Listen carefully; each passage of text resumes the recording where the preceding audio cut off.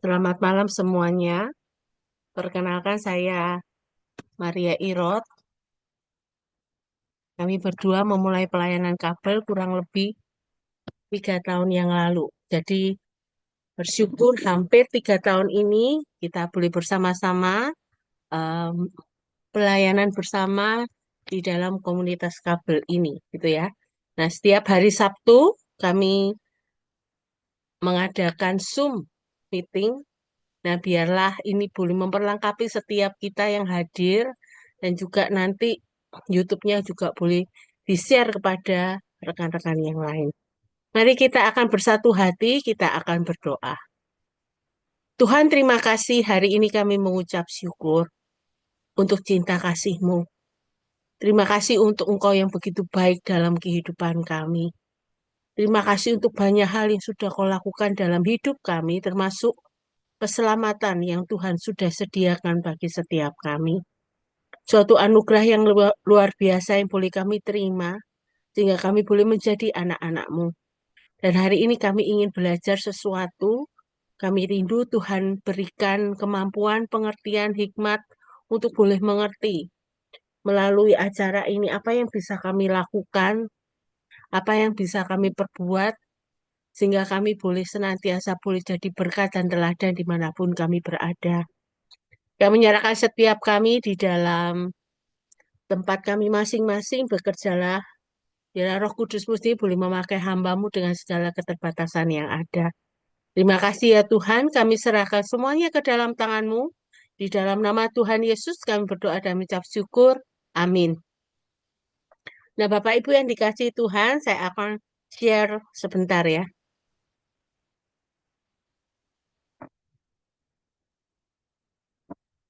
Ya, sedikit mengenalkan penginjil Maria. Eh, Beliau studi di Seminari Alkitab Asia Tenggara untuk mengambil MDiv-nya dan MTH-nya dari Alitea, STT Alitea Lawang, Jawa Timur ya.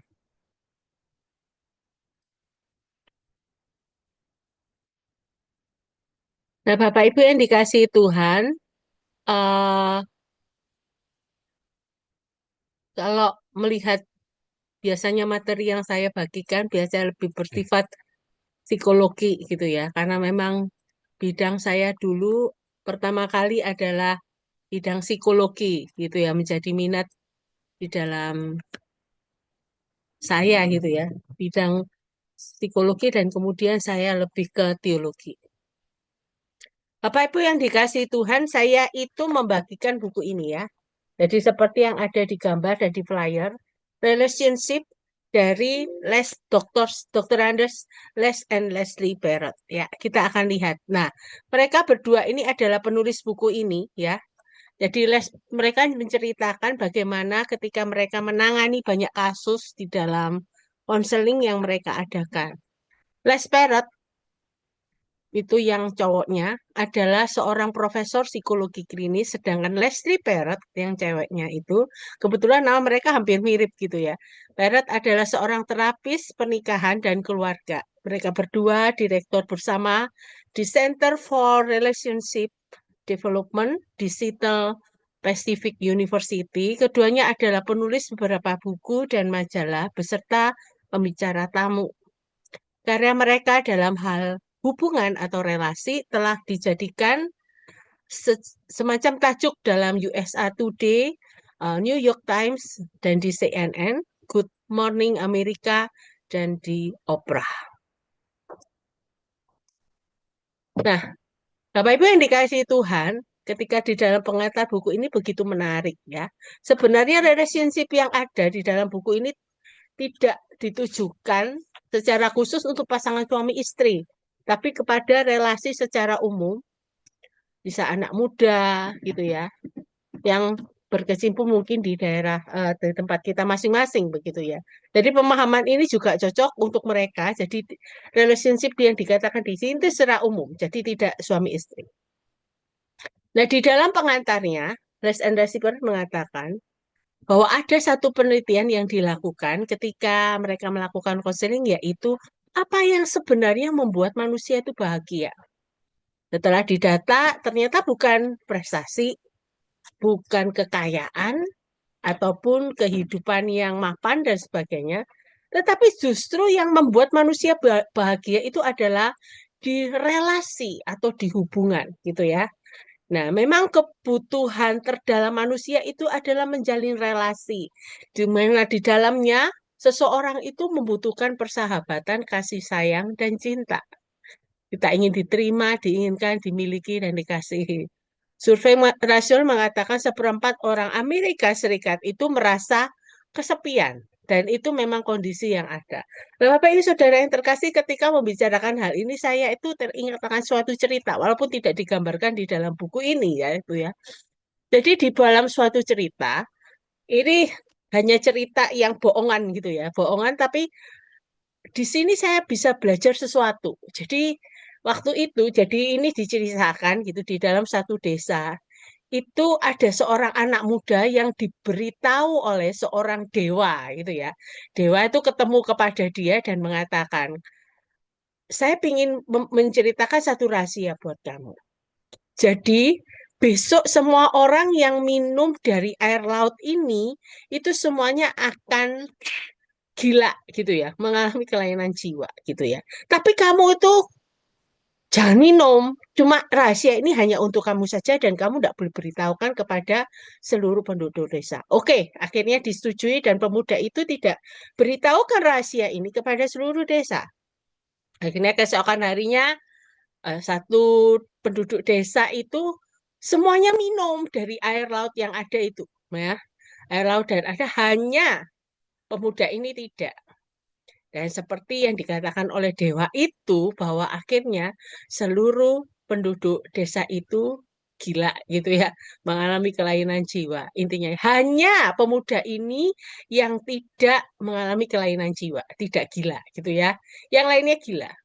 Satu hari berlalu, 2 hari berlalu, berapa hari berlalu, akhirnya bulan pun berlalu. Nah, sampai akhirnya dalam satu momen tertentu, pemuda ini tidak tahan lagi. Kenapa? Karena dia seorang diri yang tidak gila, semuanya gila gitu. Akhirnya mau tidak mau, akhirnya diambil keputusan tidak apa-apa lah. Aku supaya jangan jadi orang yang sendiri. Akhirnya dia minum air laut itu dan akhirnya betul dia jadi gila. Walaupun ini kisah ini walaupun semacam kisah lucu gitu ya, humor gitu.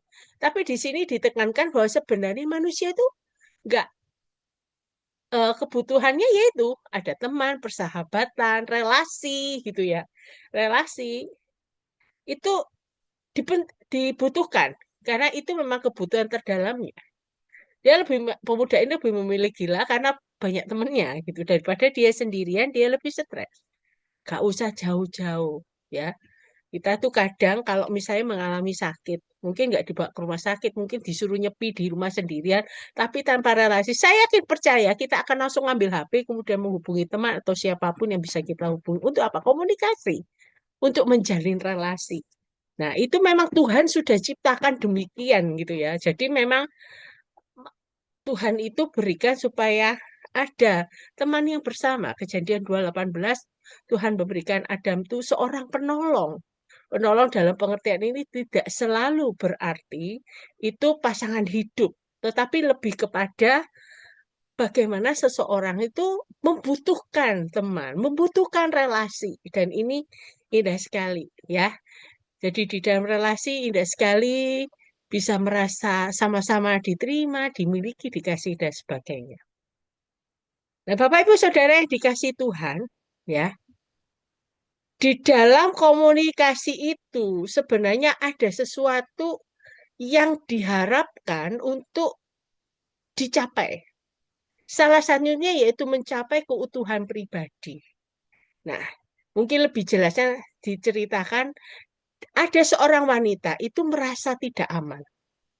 Ini pribadi ya, hubungannya tadi dengan relasi juga, dan benar-benar takut kehilangan pacarnya, kehilangan relasi dikasih oleh pacarnya, karena untuk sementara pacarnya itu bisa memberi pemahaman akan diri sendiri buat dia. Akhirnya yang tidak sehatnya ialah ia menjadi terikat dengan pacarnya supaya dia merasa utuh. Nah, ada orang yang demikian ya. Karena memang ini dasarnya dari mitos bahwa orang lain akan memenuhi kebutuhan mereka, maka mereka akan melakukan hampir segala sesuatu. Contohnya seperti ambil keputusan keluar dari kerjaan, mengubah penampilan, mungkin juga yang fatalnya melakukan hubungan seks, hamil dan lain-lain hanya untuk bersama orang tersebut sifatnya sementara. Jadi begini Bapak Ibu Saudara kasih. Jadi kadang itu di dalam kehidupan manusia, ya, manusia itu di dalam menjalin relasinya kepada orang lain, ada sesuatu yang tidak sehat yang muncul, yang didasari oleh karena rasa tidak aman yang dia miliki. Padahal yang benar adalah orang itu bisa menghargai dirinya itu tidak selalu ditentukan oleh orang lain. Dan memang tidak. Yang bisa menghargai dirinya, eksistensi seseorang itu adalah bagaimana dia bisa menghargai dirinya sendiri. Namun ketika orang itu tidak aman dan merasa bahwa dia bergantung dengan orang lain dan meletakkan orang lain itu sebagai penentu harga dirinya, akhirnya orang itu berani mengorbankan harga dirinya. Misalnya gini, supaya dia tidak ditinggal pacarnya, ya, karena selama ini dia belum punya kekasih. Tetapi ketika dia merasakan, wah aku ini ternyata punya pacar itu untuk melengkapi kebutuhanku, supaya aku merasa utuh. Dan akhirnya yang dilakukan, ia berani mengambil keputusan-keputusan yang tidak sehat. Jadi diceritakan dari seorang wanita itu berani untuk pergi ke satu luar negeri untuk hanya mengikuti pacarnya yang pindah pekerjaan. Nah, itu ya, pindah pekerjaan atau kuliah di tempat yang lain. Padahal belum ada ikatan khusus supaya apa?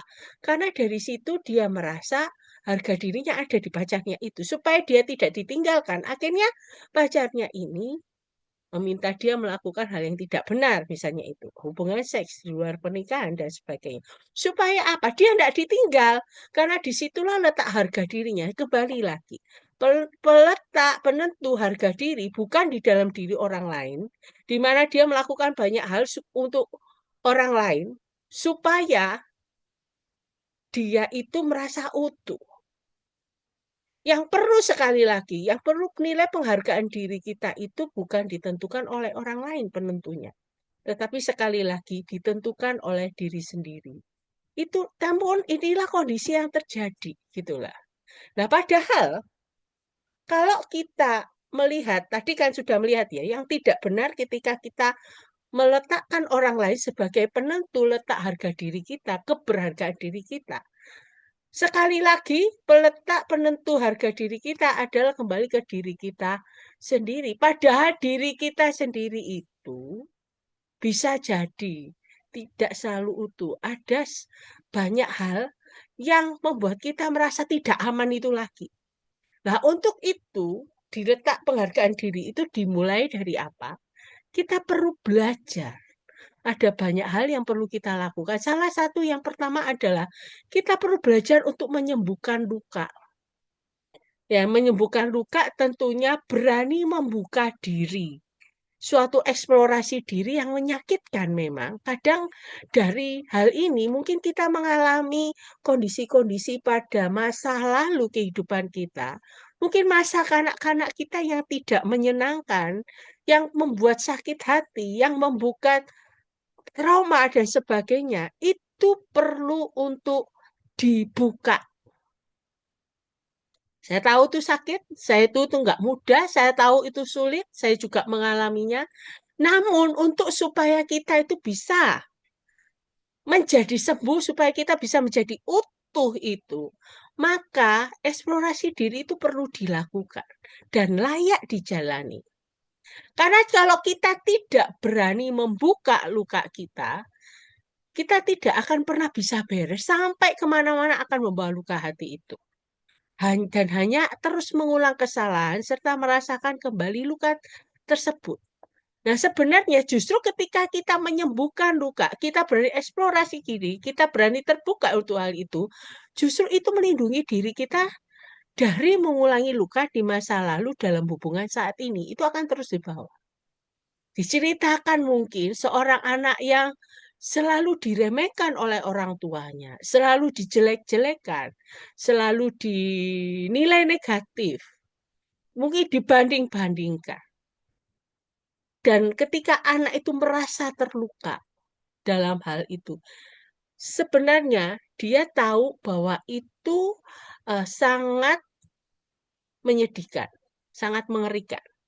Nah, itu perlu diakui, perlu dibuka bahwa saya pernah mengalami ini. Karena kalau kita tidak berani untuk menyembuhkan luka kita, membuka luka kita, maka yang terjadi adalah kita membawa luka itu kemana-mana. Dan akhirnya luka itu mempengaruhi hubungan kita di masa mendatang. Sehingga ketika dia itu boleh dikatakan itu juga dibandingin, dia merasa rendah diri. Merasa rendah diri, merasa diri tidak ada apa-apanya, merasa diri itu gak punya kemampuan. Sehingga ketika itu dibawa dan tidak dibuka di dalam hubungan pekerjaan, dia menjadi orang yang boleh dikatakan layak untuk dihina, layak untuk dibully mungkin. Nah, itu luka itu akan terus berjalan gitu. Sampai dia besar, sampai ketika dia mungkin menikah, punya anak. Bisa jadi sebaliknya ketika dia tahu diremehkan, dia kemudian bersikap sebaliknya, gitu ya. Dia juga akan memandang rendah dirinya, dia juga menyakiti anaknya, istrinya, dan sebagainya. Ini salah satu contoh. Karena jadi luka itu perlu diakui, sekali lagi perlu, untuk supaya tidak mengulang kesalahan yang sama di masa yang akan datang. Selain menyembuhkan luka, yang dilakukan kedua adalah menanggalkan topeng. Nah, Bapak Ibu Saudara yang dikasih sekalian, kadang itu sekali lagi untuk menyembuhkan luka itu kadang itu tidak mudah.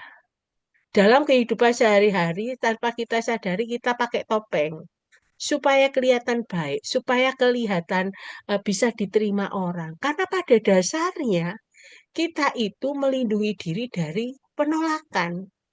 Kita menganggap diri baik-baik saja, padahal sebenarnya banyak luka. Bahaya sekali. Perlunya adalah kita itu menanggalkan topeng kita dan menampilkan diri kita apa adanya. Ya, dengan kondisi yang kita alami kita akui, memang saya kondisinya begini. Saya tahu ini tidak mudah. Ya, saya tahu ini perlu proses. Namun ketika kita belajar untuk Tuhan, aku ingin jadi orang yang lebih sembuh, lebih utuh. Maka kita bisa minta pertolongan Tuhan untuk membantu membereskan di dalam membuka topeng dan luka ini. Kalau perlu kita memang, kalau kita tidak mampu, kita bisa menghubungi para profesional, psikolog, psikiater, mungkin ya, untuk boleh bersama-sama melihat gambaran diri kita, di mana pada saat itu kita mengalami apa-apa yang akhirnya membuat luka. Nah, disinilah pentingnya kita itu belajar untuk melihat dan menampilkan diri kita yang sebenarnya. Karena ketika kita berani untuk mengambil komitmen untuk sembuh dan menjadi utuh, saya yakin percaya Tuhan dengan kasih karunia-Nya akan memampukan kita melewati kondisi yang tidak mudah. Pasti jatuh bangun, jatuh bangun. Tapi saya yakin percaya kalau kita sudah punya niat, saya yakin percaya Tuhan akan tolong kita gitu ya dalam kondisi kita yang tidak mudah. Tapi saya yakin kalau kita mau belajar merendahkan hati kita untuk melihat siapa diri kita, itu akan membuat kita jadi pribadi yang lebih baik. Selain itu kita perlu duduk di kursi pengemudi. Ini hanya satu istilah. Artinya apa? Kita yang mengambil tanggung jawab, ya. Kita yang mengambil tanggung jawab. Karena ketika kita kalau gambarannya kalau kita naik mobil ya, kalau kita itu hanya duduk sebagai penumpang, itu kan kita itu menyerahkan diri kita kepada pengemudinya ketika naik kendaraan. Tetapi ketika kita yang pegang kemudi, kita bisa menentukan kendaraan ini mau belok ke kanan, mau belok ke kiri, apa terus, apa putar balik, dan sebagainya. Nah, ketika kita menjadi orang yang duduk di kursi pengemudi, kita itu tahu bahwa tujuan kita ke arah mana, gitu ya. Nah, tentunya sekali lagi untuk kita mencapai ke suatu tujuan, untuk kita menjadi sembuh, ada kalanya kita harus putar balik. Ada kalanya kita harus berhenti sebentar. Ada kalanya kita harus jalan. Ada kalanya kita harus mengambil keputusan mungkin berbelok arah dan sebagainya. Nah, ini yang perlu kita lakukan. Untuk supaya kita bisa meletakkan harga diri kita pada porsi yang benar. Kita yang menentukan. Misalnya untuk menjadi sembuh, saya perlu ketemu konselor, saya bertemu psikolog. Untuk apa? Membereskan semua itu. Nah, kita yang ambil tanggung jawab. Walaupun kondisi tidak mudah dengan segala pergumulan yang ada, tidak apa-apa, jalan aja. Gitu ya. Karena kita yang duduk sebagai pengemudi. Kita yang menentukan diri. Kita tentu dengan bergantung kepada Allah. Nanti pada porsi yang selanjutnya. Tentunya kita ke proses ini terjadi, kita juga menyertakan Allah di dalam proses yang ada. Ya, walaupun kita ada di dalam, walaupun kita sebagai pengemudi, sekali lagi, ada Allah yang membantu kita, yang pegang kontrol. Allah yang boleh bersama kita, menolong kita, membantu kita. Gitu ya. Jadi, kita perlu bergandengan tangan bersama dengan Allah. Kita kan Allah tahu bahwa kita mau jadi pribadi yang lebih baik, kita perlu membuka luka kita, menanggalkan topeng kita berani melangkah, menjadi pengemudi, kita juga perlu sekali lagi bergantung kepada Allah ya. Kadang ini menjadi gagal dilakukan banyak orang. Kenapa? Karena kadang itu orang itu kadang lebih suka untuk berjalan sendiri. Pengemudi lupa sebenarnya ada Allah yang boleh memampukan dia, yang boleh bersama dengan mereka. Padahal hubungan dengan Allah itu memenuhi kebutuhan kita yang terdalam. Karena Allah itu adalah kasih dan kita juga bergantung kepada kasih Allah. Dan hanya dengan kasih Allah yang bisa membuat kita menjadi utuh.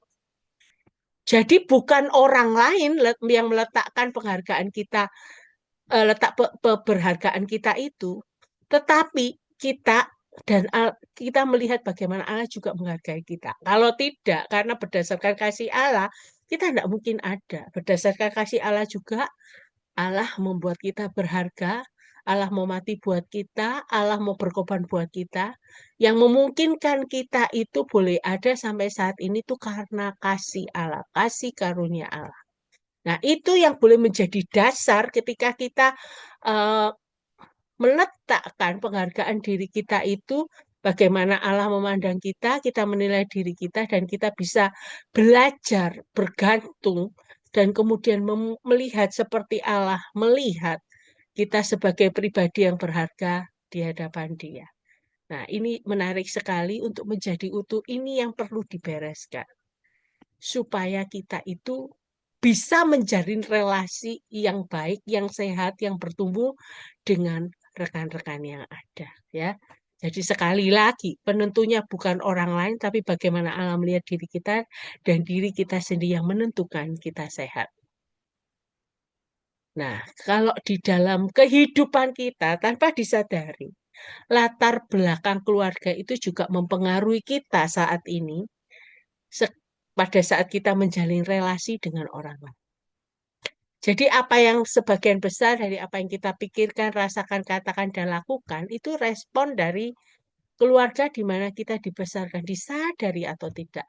Pembelajaran itu dimulai pada saat awal-awal dalam hidup ini dan berlanjut dalam masa kanak-kanak. Keluarga kita menjadi pola untuk semua hubungan yang lain, dan saat orang tua perlakukan seorang anak selama bertahun-tahun, pelajaran emosional dasar tentang bagaimana cara kita itu akhirnya nanti berinteraksi terhadap orang lain.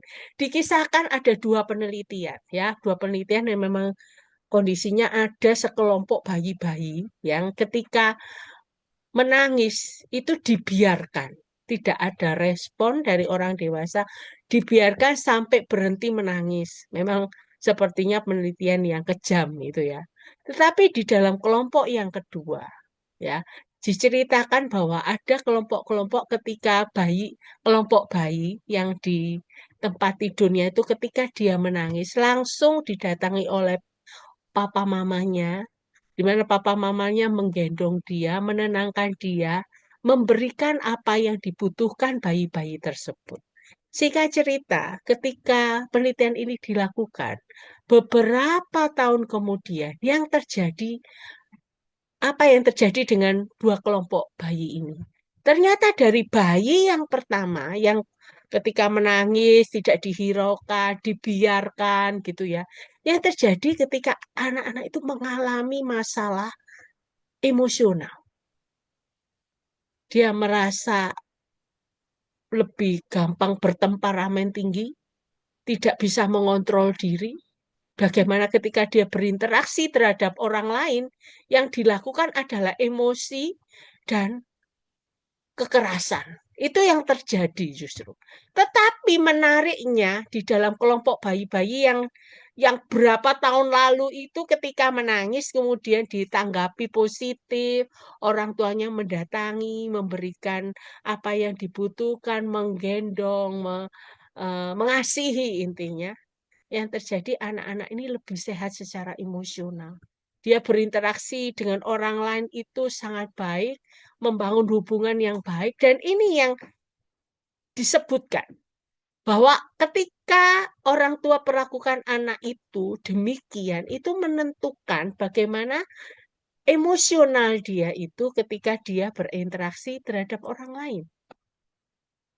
Nah, sebenarnya secara umum bagaimana kita saat ini itu karena ada hasil dari 3R yang kita pelajari di dalam keluarga kita, ya. Yang pertama ada rules atau peraturan-peraturan. Secara tidak sadar, dengan adanya peraturan itu membuat arah individu itu mengurai apa yang seharusnya dilakukan oleh anggota keluarga dan bagaimana seharusnya mereka berperilaku. Bahkan jika hal itu bertentangan dengan keinginan seseorang yang sesungguhnya. Saya mengingat sekali, saya itu dulu aturan di keluarga saya itu adalah eh, kalau pergi itu harus beritahu gitu ya. Tanpa disadari, itu yang saya bawa ketika saya akhirnya sampai saat ini. Jadi mengkomunikasikan apa yang kepada keluarga.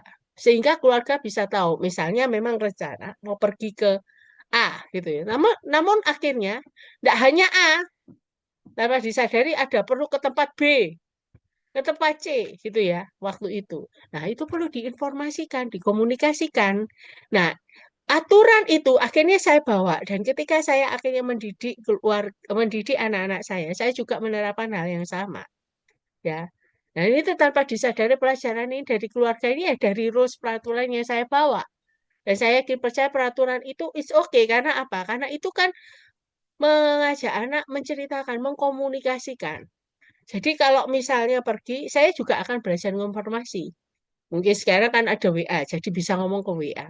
Ya, habis ini rencana gini, maaf belum bisa pulang dulu karena mendadak harus apa, harus apa. Nah itu. Sehingga membuat orang lain yang ada di rumah tidak merasa was-was, tidak merasa khawatir. Nah, saya baru menyadari memang pelajaran ini yang saya pelajari di keluarga, aturan ini yang akhirnya saya bawa. Nah, ini mempengaruhi kita saat ini, ya, mempengaruhi saya gitu. Yang kedua peran. Ya, selain rules peraturan, ada juga peran. Nah, peran-peran dalam keluarga itu banyak macamnya. Bukan peran ayah, ibu, dan sebagainya, tapi peran-peran yang dilakukan. Misalnya ada anak-anak itu ataupun tipe-tipe di peran dalam keluarga itu orang yang suka penyelesaian masalah. Dia suka jamain. Jadi kalau misalnya saudara-saudara bertengkar gitu ya, saudaranya banyak, misalnya gitu ya, saudaranya banyak. Yang satu itu sebagai penyelesai masalah. Jadi kalau ada saudaranya yang bertengkar, dia itu teman-teman saudara yang bertengkar ini cari saudara yang benar-benar menjadi penyelesai masalah untuk apa mendamaikan. Nah, akhirnya karena dia terbiasa itu menjadi penyelesai masalah buat saudaranya. Ketika dia besar, akhirnya dia juga gitu. Di dalam pekerjaan juga dibawa, gitu ya. Karena dia sudah terbiasa mendamaikan orang yang bermasalah. Nah, kalau dia menjadi korban, merasa diri sebagai korban, terusnya, dia akan bawa itu merasa diri layak yaitu tadi dihina, diejek. Sebagai penyelamat, ada sebagai pelawak, perantara, penghadap, penyembuh, penyimpan rahasia. Nah, ini menarik sekali. Kalau dari dulunya, dia suka dicurhati saudara-saudaranya. aku lo ngalami ini. Dan dia kemudian memberikan solusi. Udah ini. Nah, itu sampai di dalam kehidupannya bisa jadi dia adalah orang yang boleh dikatakan konselornya banyak orang. Orang-orang mau cerita sama dia. Itu berdasarkan peran yang waktu dia masih kecil di dalam keluarga. Nah, itu mempengaruhi gitu ya ketika dia besar. Nah, itu ya contoh-contohnya. Selanjutnya relationship, hubungan-hubungan.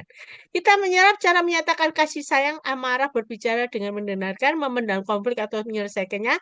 Kita menyerap cara-cara berinteraksi. Kalau dia belajar dalam keluarga yang dimana papa mamahnya itu kalau ada konflik itu dipendam, tidak berusaha dikomunikasikan dan diselesaikan, dia belajar hal itu. Kalau dia tidak menyaring dengan benar dan tidak menyadari itu adalah perilaku yang tidak pas, akhirnya itu dibawa. Nah, ketika hubungan-hubungan itu ketika dia punya konflik, dia gak berani mengungkapkan karena dia belajar dulunya nggak perlu ngapain diungkapkan, sudahlah dianggap konflik ya nggak perlu diselesaikan sudah saling tahu sendirilah gitu. Jadi emosi nggak diselesaikan. Nah, akhirnya itu dia bawa. Nah, sekali lagi ya, latar belakang keluarga saat ini dipengaruhi dari tiga hal. Asal keluarga, peraturan dalam keluarga kita, peran-peran apa yang kita lakukan di dalam keluarga asal kita, dan ketiga hubungan-hubungan di dalam keluarga asal kita, gitu ya. Ini yang mempengaruhi. Nah, poin utamanya di sini.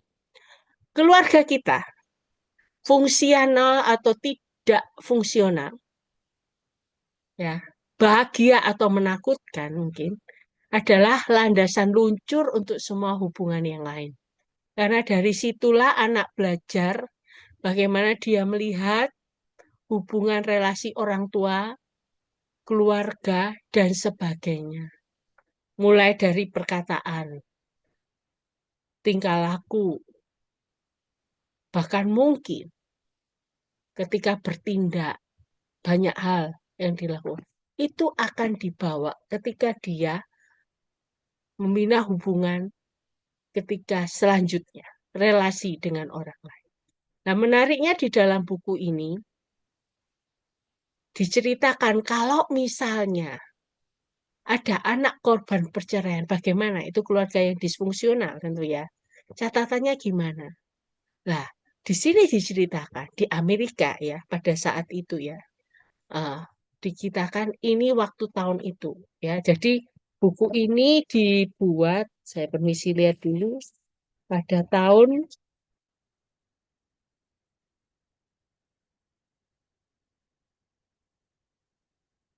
nah ini ditulis begini 2001 gitu ya. Jadi pada saat itu. Nah, mungkin sekarang datanya ini tidak valid karena pada masa itu ditulisnya. Dikatakan faktanya setiap tahun ada 1,2 juta anak melihat orang tuanya itu berpisah. Nah, waktu itu, ya tentunya sekarang bisa jadi lebih banyak dari data yang ada. Nah, biasanya kalau hal itu terjadi, ada tiga bahaya yang terjadi. Yaitu kadang ada amarah yang tidak terselesaikan. Ada dendam-dendam yang dialami oleh para orang tua yang akhirnya membuat mereka itu lebih memilih untuk bercerai. Ya, nah, itu perlu ditinjau amarahnya itu apa. Ya, nah di sini menariknya bisa dilakukan begini untuk anak-anak korban perceraian bisa mendatangi orang tua masing-masing ya untuk menanyakan dulu itu kok bisa bercerai itu kenapa masalahnya. Nah, itu ya, menapa masalahnya. Nah, dari situ bisa ketahuan itu. Mungkin ada amarah yang tidak terselesai perlu ditinjau ulang. Kenapa dengan demikian anak itu eh, menanyakan ke orang tua bapaknya atau mamanya yang sudah bercerai supaya apa? Itu menjadi perhatian sehingga tidak diulang ketika anak itu membina keluarga nantinya tidak diulang dan dia akan mengikuti hal yang sama. Tanpa disadari, ya, ada amarah yang tidak terselesaikan ditanyakan. Nah, biasanya juga ketika ada orang tua yang bercerai, itu ada konflik yang ingin dihindari. Nah, hati-hati karena itu bisa terbawa kepada anak korban perceraian ini. Nah, sekali lagi ya, itu bisa ditanyakan ke orang tua masing-masing walaupun sudah bercerai pindah tempat. Nah, itu perlu belajar untuk dihadapi dengan jujur dan diselesaikan. Nah, kadang juga anak-anak yang gak bercerai itu mengalami hal yang sama seperti orang tua mereka. Ketika orang tua punya masalah amarah yang tidak terselesaikan, anak cenderung akan melakukan hal yang sama.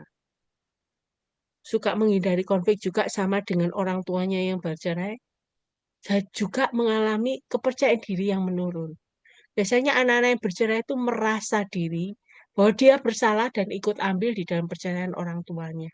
Menjadi penyebab, padahal bukan itu. Cuma dia itu merasa sendiri bahwa dia itu menjadi penyebab. Nah, biasanya yang dialami oleh percayaan dirinya itu menurun karena dia tidak seperti teman-teman yang punya orang tua lengkap. Hati-hati dengan kondisi demikian, ada pemikiran tidak rasional. Jadi, perlu diwaspadai.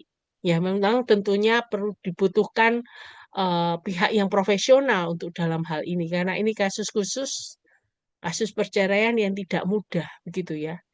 Nah, tentunya ketika orang tua berpisah, bisa jadi orang tua bilang, selesai masalahku, selesai yang ku alami, aku tidak ketemu lagi dengan orang yang membuat saya itu jengkel. Tapi jangan lupa bahwa ada anak yang juga menjadi akibat, ikut kena efeknya, kena akibatnya. Walaupun memang masa lalu, mungkin bagi seorang anak korban perceraian itu tidak harus menentukan masa kini atau masa depan. Jangan dijadikan patokan bahwa anak korban perceraian itu masa lalunya jelek, tentunya nanti akan begini. Saya masih ingat kadang ada orang-orang yang punya anggapan negatif kepada anak-anak korban perceraian. Dikatakan hati-hati dengan anak-anak korban perceraian. Kalau kamu pacaran dengan orang anak-anak yang papa mamanya bercerai, nanti kamu juga akan diceraikan sama dia gitu. Padahal itu tidak. Banyak anak-anak korban perceraian yang akhirnya bisa punya masa kini, masa depan yang lebih gemilang. Enggak jadi penentu, begitu ya. Jadi hati-hati dengan mitos-mitos yang tidak benar dengan data itu ya. Kasihan gitu untuk anak korban perceraian. Padahal masalahnya bukan di diri mereka, kan berarti masalahnya di orang tua mereka yang bermasalah dan mengambil keputusan untuk bercerai. Jadi sekali lagi, kalau anak bercerai dari orang tua bercerai itu tidak berarti dan tidak selalu itu punya masa depan yang suram, yang buruk. Tetapi ketika belajar untuk melihat satu hal yang berbeda dengan ini ya, bahaya umum yang terjadi yang dihadapi oleh anak dan bisa mengantisipasi itu semua, saya yakin percaya bahwa anak korban perceraian bisa menjadi pribadi yang dipakai Tuhan. Mungkin bisa melebihi dari anak-anak yang punya keluarga yang utuh yang tidak disfungsional. Nah ini ya, banyak hal yang terjadi di dalam relasi-relasi yang kadang punya mitos-mitos yang tidak benar. Walaupun memang keluarga juga memberikan andil di dalam kehidupan kita saat ini dalam relasi Tuhan, sekali lagi bukan menjadi penentu ketika menentu masa depan seorang anak. Nah, Bapak Ibu yang dikasih Tuhan, buku ini kemudian berlanjut kepada bahasan tentang anak muda, ya. Anak muda ini juga bisa termasuk kita juga melihat pasangan kita, gitu ya. Bagaimana sebenarnya, gitu ya. Jadi coba kita melihat gender yang berbeda itu dari kita. Apa yang perlu diketahui wanita tentang pria lah. Pria itu tidak seterikat kita dengan emosi mereka. Jadi sebagai orang dewasa, pria itu secara alami cenderung punya kosakata perasaan yang lebih sedikit dan tidak menyatakan emosi mereka dengan jelas. Ya, jadi wanita itu tidak bisa mengharapkan pria mengidentifikasi emosi secepat kita. Maksudnya apa? Tidak sekaya kita. Ketika kita itu cerita bahwa saya jengkel, marah, campur cemburu, dan sebagainya, kemudian saya cerita lebih panjang lebar. Dan seperti kita bisa mengcombine semua perasaan kita itu dalam satu cerita, satu kisah yang panjang gitu ya. Nah, tapi menariknya pria nggak kayak gitu. Pria mungkin hanya cerita sepotong-potong dan mengatakan saya sedih. Gitu aja. Nah, saya sedih. Cuma dia hanya punya kosakata sedih. Kemudian saya jengkel dengan orang karena gini-gini. Sudah, selesai poinnya. Gitu ya. Kalau kita punya wanita itu punya kosakata yang lebih jelas. Coba kita lihat sama-sama. Kalau muka dengan kalau para suami itu pulang dari pekerjaan wajahnya sudah suntuk gitu ya. Kita paling sudah zen, wah pasti ada sesuatu. Ya biarkan dia akan cerita, walaupun tidak selengkap kita. Kalau kita bisa panjang cerita panjang lebar. Cuma pria mungkin hanya sekelumit. Ya biarkan. Kita nggak usah tanya terus-menerus. Lah habis itu gimana? Habis itu gimana? Gitu. Berikan waktu kepada dia untuk suatu saat dia itu akan cerita dengan sendirinya. Ya, pria juga lebih independen daripada kita. Dia itu perlu bergerak bebas, bergaul dengan sama laki, memberikan penekanan yang besar pada pola pekerjaan. Golf sebenarnya sebagai pelarian dari tekanan. Nah, cowok itu bisa lebih mengatasi dirinya. Dia bisa melakukan banyak hal dan dia bisa apa ya, melakukan aktivitas yang kadang tidak seperti wanita. Nah, kita akan lihat nanti ya bedanya dengan wanita. Nah, pria lebih abstrak daripada kita. Lebih mungkin berbicara tentang gagasan, konsep, dan teori. Kita tidak bisa mengharapkan mereka mendengarkan dengan perhatian seperti teman wanita kita. Kalau kita kan bisa dengarkan teman kita, makanya kadang itu kalau cewek sama ketemu cewek itu curhatnya panjang, lebar. Padahal itu sepertinya nggak ngapa-ngapain, tapi cerita itu padahal tentang A gitu ya. Tapi kisahnya bisa diceritakan dalam waktu 1-2 jam gitu, bahkan lebih gitu ya. Nah kalau cowok enggak, dia hanya berpikir konsep-konsep ada, tidak berpikir bagaimana perasaan, emosi, dan sebagainya. Dan selanjutnya apa yang perlu diketahui pria tentang wanita? Jadi sebaliknya, coba kita lihat. Wanita tidak seindependen kita. Wanita tidak bisa memberi banyak untuk melindungi otonomi mereka. Dan wanita terancam oleh suatu perpecahan dalam hubungan mereka. Nah, seorang wanita tidak seperti pria. Kalau pria mulai merasa disakiti, mungkin dia akan melakukan banyak hal dan bisa melampiaskan demam. Nah, kalau perempuan tidak bisa, mungkin lebih ke diam sendiri, nangis dan sebagainya. Kalau cowok banyak melakukan aktivitas yang banyak menunjang di dalam kondisi yang dia tidak suka gitu. Kalau wanita mungkin lebih ke diam, lebih tenang, yaitu misalnya suka nangis dulu, udah mungkin nulis buku di diary. Nah, itu yang dilakukan. Yes. Tidak seindependen gitu ya. Jadi para pria itu jadi lebih ke istilahnya itu bertaut di dalam ruangnya sendiri, bergumul di dalam tempatnya sendiri. Nah, wanita itu lebih terfokus pada hal yang sekarang ini dibandingkan pria. Jadi wanita tuh fokusnya pada perasaan dan pengalaman saat ini, karena itu membangun ikatan emosional antar mereka. Jika ingin bicarakan sesuatu masa depan, gali perasaan saat ini, gitu ya. Jadi ya sekarang ini, gitu. Nah, kalau pria kan enggak, masih mikirkan mungkin yang dulunya gitu ya, seperti yang tadi dikatakan gitu ya. Fokusnya pada hal yang sekarang. Urusan nanti tidak tahu urusan nanti dan sebagainya. Wanita tidak sekompetitif pria. Nah, contohnya anak perempuan itu suka main bersama dengan kelompok kecil yang akrab. Ya, mungkin seperti sesama teman wanita yang sejalan, yang berteman dengan dia. Kenapa? Untuk meminimalkan permusuhan dan memaksimalkan kerjasama. Wanita ini lebih, anak-anak wanita itu kelihatan ya, lebih senang kumpul ngajak main sama teman-teman yang apa ya, sejalan dengan dia. Biasanya tuh kalau ada temen yang dia nggak sukai, dia lagi benci, misalnya gitu ya, nggak, maksudnya wes kamu nggak, aku nggak mau main sama kamu, aku mainnya sama A, gitu ya. Karena apa? Di dalam A itu dia merasa cocok, gitu ya.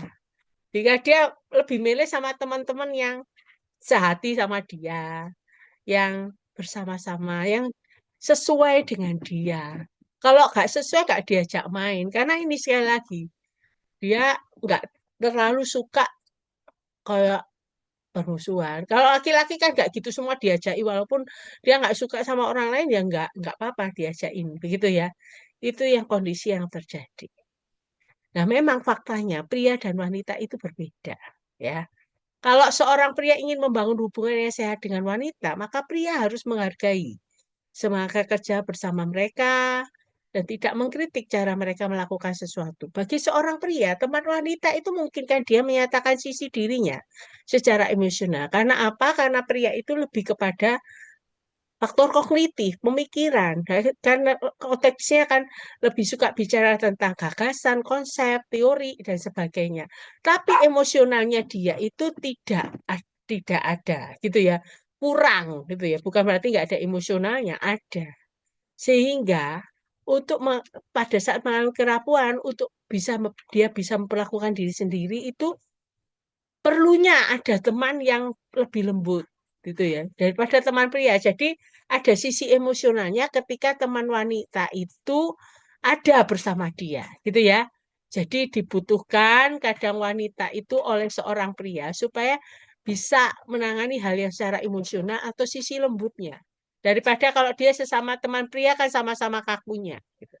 Namun bagi seorang wanita, persahabatan dengan pria itu membantunya menyatakan sisi dirinya yang lebih independen, lebih mandiri gitu ya, lebih mengutamakan akal sehat dan lebih tegar. Kenapa? Kadang itu wanita tidak harus selalu melihat sesuatu masalah itu secara emosional gitu. Tetapi ada kalanya membutuhkan pria untuk konsep berpikir, gagasan, teori, dan banyak hal yang dibutuhkan untuk melihat dari sisi kognitifnya bagaimana gitu ya.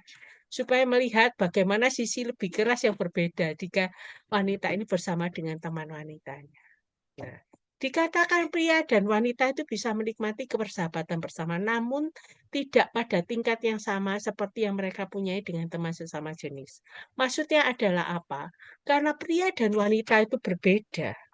Mereka tetap membutuhkan lawan jenis untuk bisa apa? Untuk bisa memperkaya diri mereka. Untuk boleh melihat sesuatu itu dari kacamata yang berbeda. Untuk setelah mereka bisa mengkombinkan, menggabungkan antara konsep pemikiran, teori, dengan konsep emosional atau perasaan.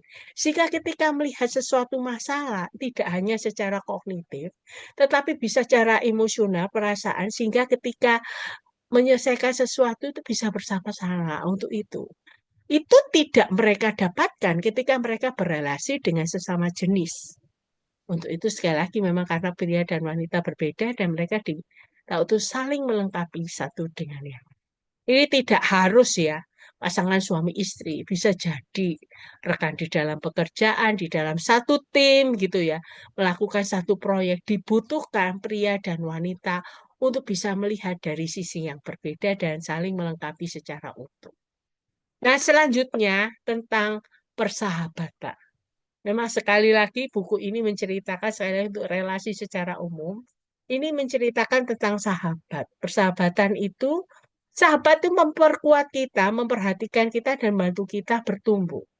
Nah, tanpa sepengetahuan kita, mereka bahkan bisa menyelamatkan hidup kita secara harfiah, baik untuk jiwa dan tubuh kita. Seperti tadi saya ceritakan, seseorang itu membutuhkan sahabat, rekan, teman untuk menjalin relasi. Dan dari situ juga orang merasa lebih sehat. Mengapa? Dengan punya sahabat, dia bisa mencurahkan isi hatinya, menceritakan masalahnya, menceritakan apa yang dia alami, sehingga akhirnya apa yang dia pendam, apa masalah apapun, setidaknya mengurangi beban stres yang dia miliki. Kalau dia tanggung sendiri tanpa punya sahabat, bahaya sekali gitu ya. Tidak ada yang istilahnya seperti kalau saya gitu konseling orang ya. Boleh dikatakan konseling atau konselor atau psikolog itu adalah tempat sampahnya orang-orang. Tanpa disadari memang benar. Itu ya ditumpui sampah. Orang-orang merasa jengkel cerita. Orang merasa marah cerita. Orang merasa diabaikan cerita. Orang dibully diceritain ke psikolognya. Rumpuk gitu ya. Nah, dari hal ini tapi dalam satu sisi lain, saya juga belajar bagaimana oh orang merasa begini itu begini toh. Orang ini tuh mengalami gini jadinya gini toh gitu. Nah, tapi dari sisi lain saya yakin percaya orang yang ketika menceritakan kondisi yang dia alami mau tidak mau itu akan mengurangi beban pemikiran dia sehingga dia tidak jadi stres lagi. Dan memang penelitian menunjukkan bahwa kita ini bisa meningkatkan harapan hidup kita dengan punya sahabat yang tepat gitu.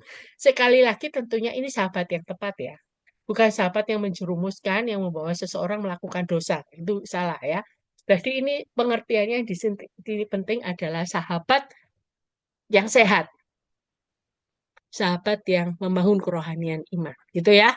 Nah, sebenarnya ada dua bentuk sahabat di sini. Sahabat dalam perjalanan yang pertama adalah sahabat yang kita temui di sepanjang jalan kehidupan yang membuat perjalanan menjadi menyenangkan. Hampir memuaskan seperti persahabatan di hati. Nah, ini seperti ini ya. Diceritakan sahabat yang kita temui itu kalau sahabat dalam perjalanan misalnya gini. Kita dulu mungkin waktu kecil punya sahabat yang suka bersama-sama. Ya teman sekolah minggu, bareng terus gitu ya. Rasanya kalau ada A, selalu ada B. Misalnya gitu ya. Kemana-mana bareng gitu ya. Namun suatu saat A dan B itu harus berpisah. Karena apa? Ternyata orang tua B itu ditugaskan pekerjaannya pindah keluar kota. Nah, akhirnya mau ndak mau, B itu harus mengikuti keluarganya untuk pindah keluar kota dan akhirnya persahabatan itu terputus.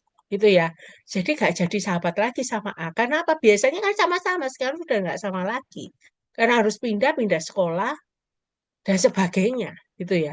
Itu sahabat dalam perjalanan. Ada kalanya kita mengalami perpisahan-perpisahan dengan sahabat-sahabat kita pada masa mungkin dulu, sekarang dan sebagainya. Mungkin kalau kita sudah dewasa, sudah bekerja, ada kalanya kita sudah ketemu sahabat yang baik, yang bisa saling mendukung satu sama lain. Tiba-tiba harus pergi. Karena apa? Dia menikah, dapat orang dari luar kota, dan dibawa oleh suaminya ke sana. Lah, akhirnya yang terjadi adalah apa?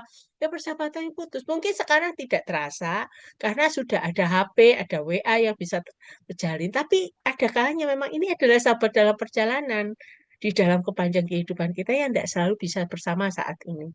Namun ada sahabat hati, yaitu ada suatu rasa untuk bersahabat secara akrab, lekat, ya hampir tidak bisa diungkapkan dengan kata-kata katanya.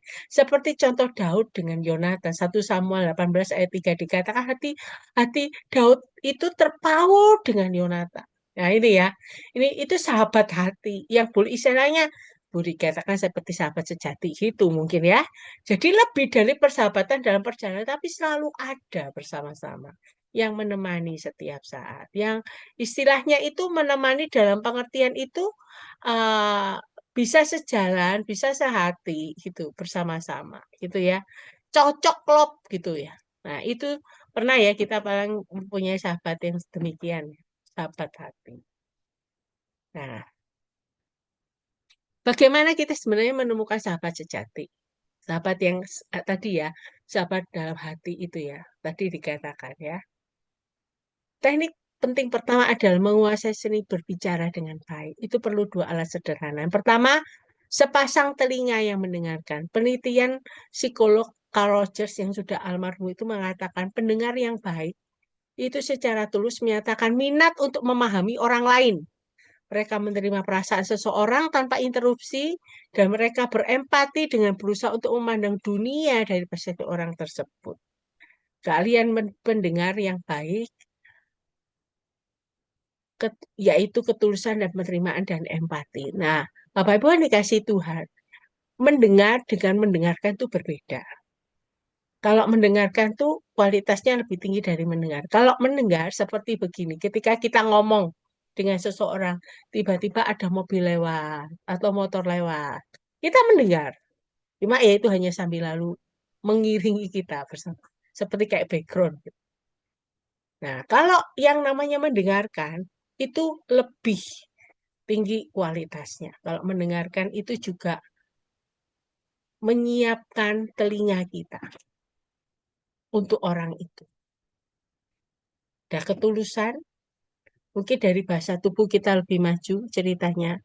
Kemudian ketika orang itu bercerita, mungkin tatapan mata kita kepada orang itu mendengarkan dengan penuh perhatian, ada empati, dan orang itu merasa diterima. Jadi fokusnya bukan diri sendiri.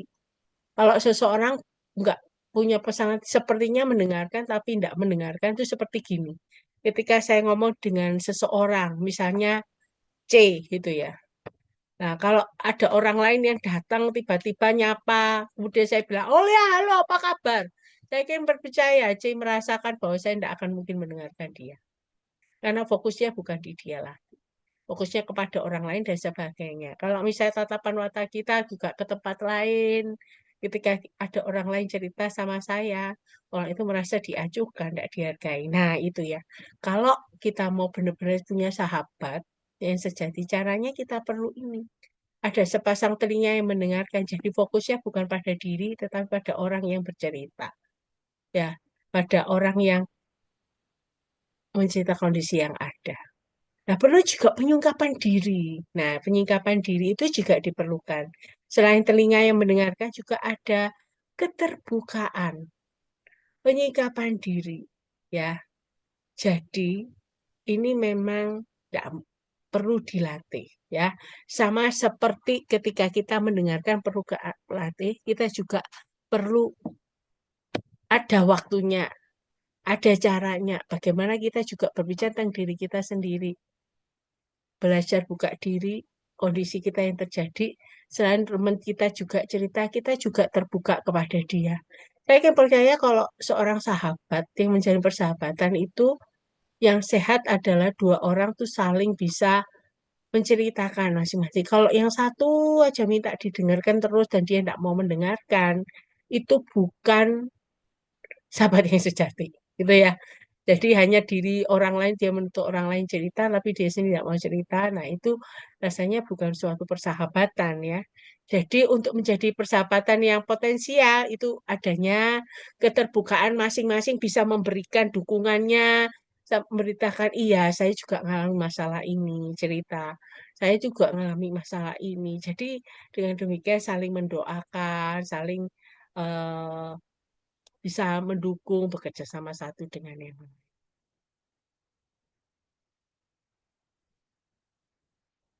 Nah, ada sifat-sifat yang dibutuhkan untuk mempertahankan sahabat yang sejati. Loyalitas, loyal, gitu ya. Loyal tidak hanya berikan pertolongan ketika kita sedang membutuhkan. Orang yang loyal, sahabat yang loyal atau sejati itu tidak meninggalkan kita sebelum kita berada dalam masalah. Mereka bersorak saat kita sukses, bergembira bersama kita tanpa ada iri hati. Nah, seorang sahabat yang punya loyalitas, dia itu tidak hanya mau senang ketika kita senang, tidak mendekat hanya pada saat kita bersuka cita saja. Namun ketika kita mengalami masalah, mereka meninggalkan kita. Itu bukan sahabat yang loyal, ya. Sahabat yang loyal, yang setia itu akan berada bersama kita. Mereka bisa bersorak, bergembira ketika kita sukses dan tanpa merasa iri hati. Karena kok gini ya, kok bukan saya dan sebagainya. Sahabat yang sejati itu punya pengampunan sifatnya. Nah, itu para sahabat yang kita pertahankan paling lama adalah sahabat yang paling banyak mengampuni kita. Dia mau menerima kondisi kita. Kadangkala itu kalau seorang sahabat itu tidak mau memberikan maafnya kalau kita melakukan kesalahan, nah itu uh, bukan sahabat yang sejati, bukan sahabat yang benar-benar ini ya bisa menerima kita gitu. Jadi karena hakikat persahabatan sejati itu mengetahui apa juga yang dimaafkan. Kita berulang kali juga melakukan hal yang sama, tapi dia tetap membuka pintu maafnya buat kita. Kejujuran. Nah, sahabat yang sejati tidak takut bersikap jujur dan mereka tidak takut jadi diri mereka sendiri.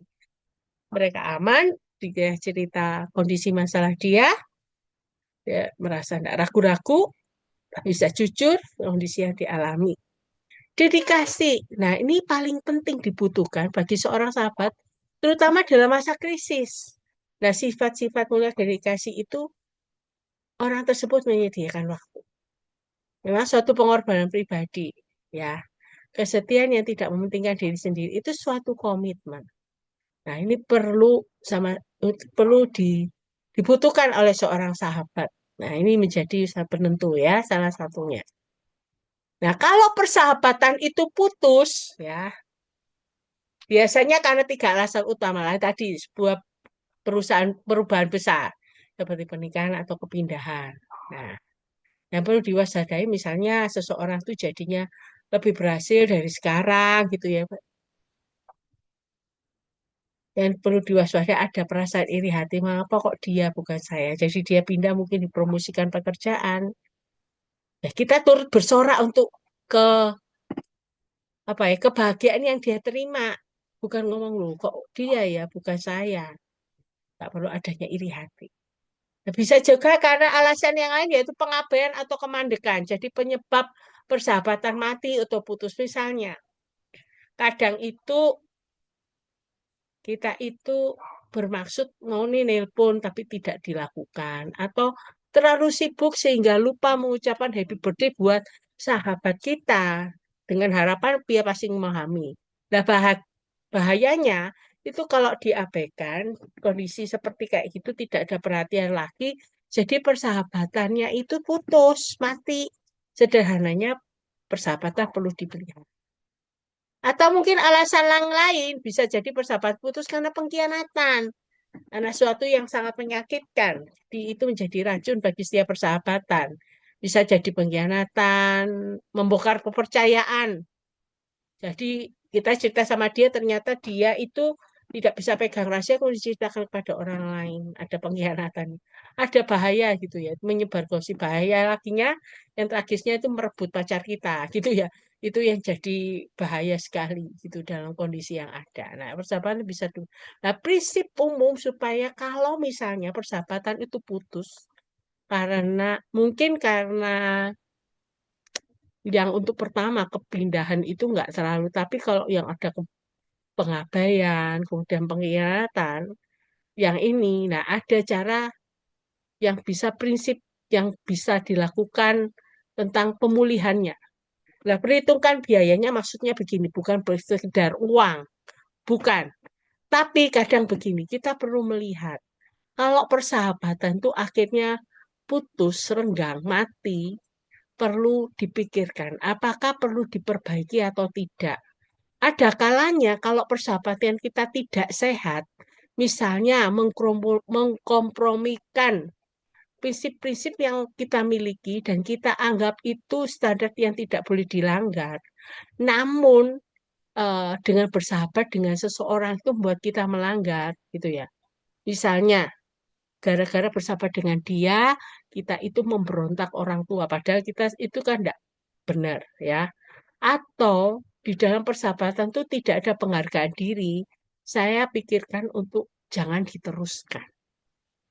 Maksudnya biaya ini resiko, gitu, resiko. Nah, ini kalau persahabatan yang putus tuh kadang bisa jadi satu alarm untuk Tuhan berikan hikmat. Apakah sahabat ini memang cocok jadi sahabat saya? Orang ini bisa cocok dengan saya. Saya tahu bahwa kalau persahabatan itu membuat kita itu akhirnya meninggalkan Tuhan, iman percaya kita, atau melakukan seperti tadi yang memberontak orang tua, itu patut dipikirkan apakah dia adalah sahabat yang baik buat kita. Seperti mengajak melakukan tindakan kejahatan, seperti menjual narkoba lah, atau menjadi bandarnya lah, dan melakukan banyak dosa, hati-hati. Bisa jadi itu bukan sahabat yang baik. Dan kalau persahabatan itu putus, orang mengatakan puji Tuhan. Kenapa? Supaya tidak terjerumus ke hal yang dosa. Ya, nah, itu seperti ayat di dalam Asal, hati-hati dengan orang menyangka jalan lurus tetapi akhirnya menuju kepada maut, bahaya. Ya, jadi itu yang perlu dipentingkan. Yang kedua yaitu buatlah kontak yang bermakna. Kalau kita tahu, jadi langkah pertama ini dilihat dulu gitu. Kalau memang persahabatan itu perlu putus tanda petik ya, ya wes jangan diterus. Tapi kalau persahabatan itu perlu untuk diperbaiki dan dilanjutkan, yang berdua adalah buat kontak yang bermakna. Bisa jadi kita telepon duluan. Sederhananya kita menyampaikan keinginan kita untuk kita itu mau balikan. Tapi kalau misalnya ada sesuatu yang dulu sepertinya ada pengkhianatan itu ya, bisa jadi itu kita harus memikirkan ulang. Kita mau sahabat dengan dia lagi itu, hati-hati kalau misalnya ada dendam yang mau dilampiaskan gitu loh, dibalaskan, hati-hati. Jadi kalau memang diteruskan ya jangan ada dendam. Harus itu jangan jadi dasar untuk memperbaiki hubungan. Jadi katakan aja kita memang tidak mudah sih ngomongnya gitu ya. Kadang bisa jadi dicurigai. Ada apa orang ini kok mau hubungan lagi? Padahal aku sudah nyakiti dia, misalnya gitu ya dari sahabat kita mikirnya gitu. Ya, perlunya untuk ini tentang resolusi bagi ya hubungan kita. Ya kita jujur mau ngomong bahwa kita sahabatan lagi yuk. Walaupun tidak mudah karena kita yang memulainya. Tapi nggak ada salahnya kita akan mencoba. Tentunya ya benar-benar ini murni dan tulus dari hati kita memang membina lagi. Yang ketiga mengampuni sebisa kita. Karena pengampunan itu mengakhiri semuanya. Dimulai dengan mengesampingkan harga diri kita. Karena kita yang telepon dulu. Berusaha sebisa mungkin untuk melihat situasinya dari perspektif orang lain. Jadi hasilnya nanti akan ada perdamaian. Langkah keempat itu diagnosis masalahnya. Ya, sangat penting untuk menemukan apa yang salah supaya kita tidak mengulang hal yang sama. Perlu didiskusikan dan didiagnosis bersama-sama. Jadi jangan berpura-pura tidak ada masalah. Ya katakan aja, kita ini dulu apa gak sahabatan lagi ya. Mungkin karena aku terlalu egois atau gimana gitu. Dan selanjutnya yang kelima, kalau itu merasa oke bisa terus didiskusikan. Bangun kembali rasa hormat. Ada dua yang bisa dilakukan. Perhatikan sifat sahabat kita yang paling terpuji. Apa yang membuat kita itu mau tetap bersahabat dengan dia, bukan orang lain, ya. Yang penting juga menyampaikan satu permintaan maaf yang tulus kalau kita belum jadi sahabat yang baik baginya. Cobalah buatlah daftar untuk keduanya masing-masing juga terbuka. Apa yang membuat dulu itu persahabatannya itu enggak jalan lancar, jadi putus itu mungkin karena apa gitu ya. Dari pihak saya apa, dari pihak ini ya apa. Sehingga setidaknya ketika persahabatan yang putus itu bisa disambung dan dipulihkan lah. Nah, ini diceritakan mungkin ini topiknya lebih ke anak muda gitu ya. Jadi anak muda itu kalau mengalami jatuh cinta itu perlu punya pembekalan itu tanpa kehilangan akal sehat. Maaf Bapak Ibu. Jadi kadang orang mengatakan orang jatuh cinta itu love is blind. Jadi sepertinya membutakan hal-hal yang seharusnya diwaspadai. Kadang membutakan. Semua dianggap positif, dianggap baik. Sehingga kadang seorang yang lagi jatuh cinta itu, akhirnya ketika diberitahu hal yang buruk, dia bisa marah. Misalnya buruk tentang pasangannya, enggak, aku enggak nilai gitu kok. Gitu ya. Jadi love is blind, semuanya dinilai bagus. Dikatakan bahwa kalau orang jatuh cinta kayak gitu itu kehilangan akal sehat katanya gitu. Nah, supaya tidak kehilangan akal sehat, maka perlu memiliki cinta yang cerdas. Menarik ya. Nah, cinta yang cerdas itu apa? Membantu kita untuk melihat secara jelas bahwa orang yang bersama dengan kita itu membuat kita itu menjadi pribadi yang lebih baik. Kalau seseorang itu membuat melawan orang tuanya, sekali lagi, atau membuat seseorang itu meninggalkan Tuhannya. Nah, ini hati-hati ya. Kalau tadi mungkin tarafnya ke sahabat ya. Sahabat, nah ini kalau meningkat sahabat yang lawan jenis, ketika seseorang jatuh cinta, nah ini juga penting. Nah, karena seseorang yang membuat dia adalah salah satu pasangan yang bisa kita pilih untuk menjadi pasangan hidup adalah membuat kita itu bertumbuh menjadi pribadi yang baik, punya iman kerohanian yang baik. Yang kedua, cinta yang cerdas itu memberi kita keyakinan untuk mengetahui bahwa hubungan kita sedang menuju ke arah yang benar. Nah, ketika kita jatuh cinta, kita punya jelas bahwa kalau saya bersama dengan dia, saya akan membina kehidupan keluarga, pernikahan yang oke dan sebagainya. Ada arah yang dituju. Jadi bukan hanya sekedar orang mengatakan kalau jatuh cinta itu hubungannya main-main. Mengapa? Main-main karena dia tidak setia, selain pacarnya kita gitu ya, ada pacar lain, lain-lain dan sebagainya. Nah itu bukan cinta yang cerdas gitu ya, pasangan yang benar gitu ya. Nah, kalau cinta yang cerdas itu menjaga kita tetap sadar akan apa yang sedang terjadi. Ya ini ya, yang tadi dikatakan love is blind. Tetap sadar bahwa memang pacar kita itu mungkin punya kekurangan yang saat ini kita tidak lihat. Nah, kalau orang lain yang cerita, itu kadang kita kan menganggap, kita itu mungkin nggak seneng kalau kita jadian sama orang itu. Enggak, coba kita lihat secara objektif, tidak secara subjektif. Mungkin karena di depan kita, dia akan berusaha sebaik mungkin karena ingin mendapatkan kita gitu ya. Tetapi kalau orang lain bisa melihat dari sisi yang lain, hati-hati loh. Pacarmu itu suka gini, gini, gini, gini. Kita juga pertimbangan itu menjadi masukan yang kita bisa aware apakah dia pasangan yang tepat buat saya. Ya itu ya. Nah tentunya kalau punya cinta yang cerdas itu melihat melampaui penampilan fisik kecantikan untuk menemukan prinsip yang menopang cinta yang abadi, cinta yang bisa menegakkan pernikahan seumur hidup. Bapak Ibu Saudara yang dikasih Tuhan, kadang seseorang itu tidak punya cinta yang cerdas ketika jatuh cinta. Mengapa? Ketika pasangannya masih cantik, oke, tapi ketika sudah tidak cantik lagi, berkurang, ya, berkurang dan kemudian akhirnya yang penting sebenarnya kan kalau kita lihat ya, Amsal 31 menarik. Ketika itu Lemuel itu diberikan nasihat oleh ibunya, istri yang takut akan Tuhan itu dipuji-puji. Kecantikan, kemolekan adalah siapa sia. Tapi bukan berarti kita udah milih orang yang jelek sekali. Bukan.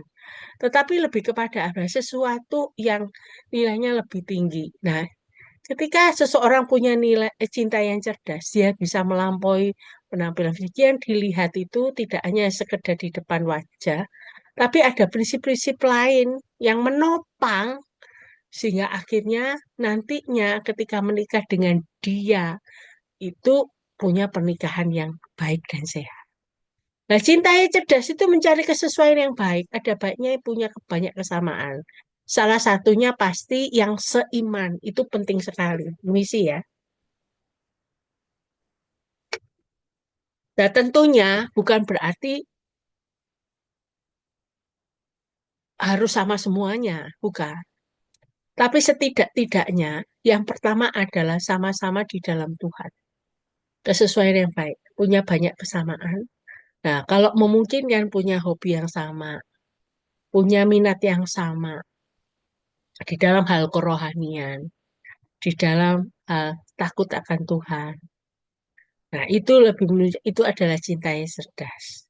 Ya, cinta yang cerdas juga memberikan perhatian kepada nilai. Cara mengetahuinya begini. Kita bisa melihat bagaimana pasangan kita itu memperlakukan keluarga, teman, dan diri sendiri. Ya, kalau memperlakukan perlakuan kepada diri kita tentu it's okay dan kelihatan baik.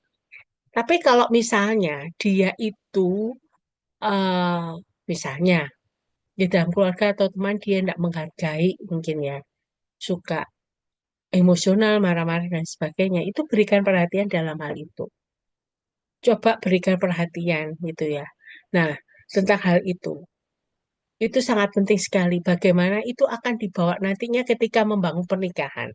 Selain itu kita juga perlu berikan perhatian pada apa yang membuat mereka bisa tertawa takut apa yang mereka inginkan diceritakan bagaimana mereka juga menggunakan waktu. Nah, dari sini kita bisa melihat nilai orang itu. Yang ketiga yaitu cinta yang cerdas tidak berusaha mengubah orang lain. Nah, ini hati-hati dengan cinta manipulatif itu. Kalau kamu ngasih saya, kamu harus begini. Nah, kamu harus begini, kamu harus begini, kamu harus perawatan, wajahmu nggak boleh gini, harus gini, gini sebagainya. Itu bahaya sekali, karena itu bukan cinta yang cerdas. Cinta yang cerdas tidak menuntut orang lain melakukan apa yang menjadi dia inginkan. Karena itu akan dipakai polanya. Jadi cinta yang cerdas, apa yang kita lihat adalah apa yang kita dapatkan. Dan peluang kita untuk mengubahnya itu sangat kecil sekali. Jadi biarkan pasangan menjadi diri mereka sendiri apa adanya mereka. Ada seorang yang bilang waktu itu dia jatuh cinta dengan seseorang yang perawakannya agak gemuk. Dia akan bilang sama pacar, kalau kamu jadi, mau tak jadi no pacarku, tapi ketika kamu jadi pacarku, kamu harus kurang berat badanmu harus berkurang berapa kilo gitu ya. Nah, Ya mungkin itu baik demi kesehatan pacarnya, tetapi eh, apa istilahnya ya itu ada tuntutan-tuntutan yang dilakukan sebelum dia menikah. Nah ini perlu bahaya sekali. Itu bukan cinta yang cerdas kalau dia berusaha mengubah orang lain. Selain itu tidak berusaha mengubah diri sendiri. Yang penting adalah otentik. Orang itu bisa seperti jujur apa dirinya sendiri, ya. Jadi hati-hati tentang hal ini. Tanda bahaya eh, kalau harus mengubah diri sendiri, jadi pribadi seperti tadi dikatakan loh, pakai topeng gitu ya. Bahaya sekali. Nah, lebih baik dibenci karena apa adanya kita daripada dicintai karena sesuatu yang bukan diri kita, Andre Gaib. Dikatakan ya. Jadi lebih baik terbuka apa adanya kondisi kita. Jangan diubah, jangan ditutupi, jangan disembunyikan. Karena sepertinya nanti kalau cinta dimulai dengan tidak adanya kejujuran, kita ontetik banyak sekali ke depannya. Cinta yang cerdas juga tidak main-main, perlunya sikap nyata seperti ini ya. Jadi, lah diri kita dan pasangan kita yang akan mengikuti. Tidak melarikan diri dari konflik. Nah, cinta yang cerdas itu kadang mengizinkan konflik itu terjadi. Karena dari situ kita akan belajar bagaimana pasangan kita itu eh, kalau konflik bagaimana. Penyelesaiannya juga bagaimana. Kadang-kala melalui konflik itu kita belajar menangani sakit hati kita. Mungkin dia itu kata-katanya kasar, mungkin kayak gitu ya. Nah, dari situ bisa jadi ada perasaan luka, kita bisa mengerti. Nggak usah ditutup-tutupi merasa diri harus, oh ya, saya selalu ya supaya nggak bertengkar. Nah, itu justru tidak sehat akhirnya. Hingga akhirnya yang satu memendam perasaan, seperti tadi toh ya, supaya hubungannya tetap terjalin, supaya nggak rame. Nah, ini bahaya sekali kalau menghindari konflik. Karena pada dasarnya ya di dalam kondisi percintaan, eh, punya hubungan dekat dengan seseorang lawan jenis tentu diperlukan kadang itu ada kalanya mengizinkan konflik karena memang berbeda. Nah, dari situ bisa belajar satu sama lain. Cinta yang cerdas mengetahui poin yang utama, maksudnya adalah apa? Poinnya mengetahui apa yang diinginkan dari seorang pasangan dan mana kita ingin berbelok. Maksudnya apa? Kita perlu pegang prinsip kita. Kalau kita merasa bahwa prinsip kita itu benar, misalnya ya, kita ngambil keputusan tidak melakukan hubungan seks sebelum menikah. Nah, ketika seseorang itu pasangan menginginkan kita melakukannya, bahaya sekali. Nah, itu perlu adanya kita perlu berbelok. Kita tahu bahwa prinsip itu kalau dilanggar tentu kan banyak akibat, bukan seperti cinta yang manipulatif. Kalau kamu cinta sama saya, buktikan itu. Nah, gitu. Padahal tidak seperti itu. Jadi jika hubungan memang tidak memungkinkan berkembangnya apa yang terbaik dari diri kita, ada baiknya kita meninggalkan hubungan tersebut. Nah, ini dicerita tentang seks, kebohongan, dan pelarian. Nah, ini ada 5 pilihan yang paling umum yang diambil manusia tentang hubungan seksual. Memang konteksnya Amerika, tapi setidaknya juga di Indonesia juga bisa diterapkan. Karena bisa ada pilihan-pilihan dari 5 yang sering kali terjadi yang diambil manusia ketika menjalin hubungan dengan lawan jenis. Nah, ini tentang hubungan seksual, yaitu apa? Pilihan yang pertama itu terjadi begitu saja. Ini lebih ke hubungan seksual yang dilakukan ya di luar pernikahan gitu ya. Jadi bahaya dengan memilih pilihan itu terjadi begitu saja. Itu terjadi aja wajar normalnya. Bahaya dengan prinsip pilihan itu. Karena ketika melakukan konsep bahwa hubungan seks itu terjadi begitu saja, berarti hampir biasanya ketika itu sudah terjadi begitu saja, itu justru mengantar hampir selalu mengantar pada akhir hubungan. Justru bukan hubungan yang langgeng. Justru hubungan yang akhirnya lebih berakhir. Karena melihat bahwa pasangan, waduh, kok sebegitu mudahnya gitu ya melakukan hal itu. Pilihan yang kedua, jika kita saling mencintai, maka ini tidak mungkin salah. Nah, ini bahaya sekali. Seperti tadi, manipulatif dikatakan, kamu cinta sama saya, ya gak apa-apa. Gak ada salahnya, kalau sama-sama suka. Gitu. Nanti tinggal kalau misalnya kamu hamil ya kita nikah dan sebagainya itu kan bahaya sekali. Nah, karena kita tahu bahwa seks itu ungkapan alami cinta, jadi nggak bisa diungkapkan dengan kata-kata semudah itu. Nah, nilainya lebih tinggi. Namun ada pilihan yang mengatakan seks itu membuat kita lebih dekat. Tidak. Memang hanya untuk sementara, setelah itu pergi. Tidak lagi dekat. Bahkan makin menjauh pergi gitu ya. Karena sudah mendapatkan. Namun ada pilihan yaitu saya tidak melakukan hubungan seks sebelum menikah. Nah, ini yang perlu dipilih sebagai seorang percaya. Karena tentu ini juga tidak mudah, perlu adanya pengontrolan diri. Kalau seseorang sudah punya niat itu, ya kita harus berhati-hati dan waspada. Dan selanjutnya, mari kita tentukan batas-batasnya. Nah, ini perlu berpegang pada batas tentu yang sudah ditetapkan sebelumnya. Jadi, ada pilihan yang dikatakan lagi supaya tidak sampai melakukan yang lebih jauh. Ini tentang seks, kebohongan, dan pelarian. Nah, kita balik. Ini ternyata dia menceritakan hal yang lain lagi, ya. Nah, ini tentang boleh dikatakan bagaimana seseorang itu eh, perlu memutuskan hubungan. Ini lebih kepada memutus hubungan cinta ya, lawan jenis ya. Putus hubungan tanpa hancur berantakan. Jika saya yang memutuskan hubungan, saya sendiri ya. Ya ini memang terlepas dari apapun juga gitu ya. Baik pada pasangan cinta kita gitu ya. Nah, yang bisa kalau kita yang memutuskan hubungan, kita perlu bicara dengan teman yang bisa dipercaya ya. Memang dibutuhkan seorang pendengar yang menolong kita ambil keputusan kapan waktunya yang tepat untuk memutuskan hubungan. Mengapa perlu ada teman yang bisa dipercaya? Karena dia ada di luar kita. Dia lebih objektif gitu ya. Sehingga bisa dimintai pendapat. Jangan menunda kita jangan menunda. Kita harus berani ambil tindakan. Semakin ditunda akan memperburuk masalah dan semakin besar luka yang dialami. Ada orang mengatakan kalau misalnya hubungan cinta itu membuat kita makin jauh dan makin berdosa di hadapan Tuhan, lebih baik jangan tunda untuk diputuskan. Ya saat ini ya saat ini. Nah, tentunya pertimbangan itu atas usul juga dari teman yang bisa kita percaya itu. Ya, misalnya jangan menunda itu seperti orang katanya memotong ekor anjing, jangan sedikit-sedikit tapi yang del walaupun sedikit sekali, tapi itu sudah selesai.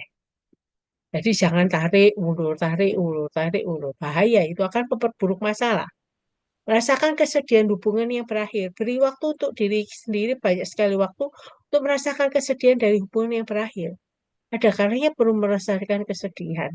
Putusan hubungan tersebut dengan jelas harus jujur dan langsung jangan lewat WA. Langsung ketemu, langsung mau ngomong, kita harus jujur. Aku ya aja kesulitan dalam menyampaikan keinginan untuk putus dan katakan aku ingin putus.